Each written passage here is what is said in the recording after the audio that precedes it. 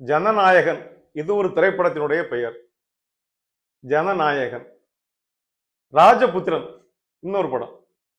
இந்த படங்களுக்குள்ளே என்ன கருத்தை விதைத்திருக்கிறார்கள், என்ன சொல்ல வருகிறார்கள் என்பதெல்லாம் நமக்கு பிரச்சனை இல்லை. திரைப்படத்தின் பெயரையாவது குறைஞ்சபட்சம் தமிழ்ல வைக்கலாமே. மிகுந்த முயற்சியோடு தமிழை கற்பிக்கிறோம். இது போன்ற செய்திகளை பார்க்கிற போது கொஞ்சம் ஒரு மாதிரியாக இருக்கிறது.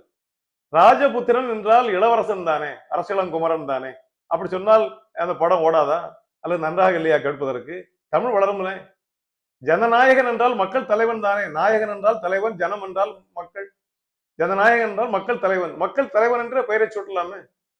ஒன்றும் குறைந்து விட போகாது, ஒன்றும் குறைந்து போகாது. தமிழாவது கொஞ்சம் நல்லா இருக்கும்.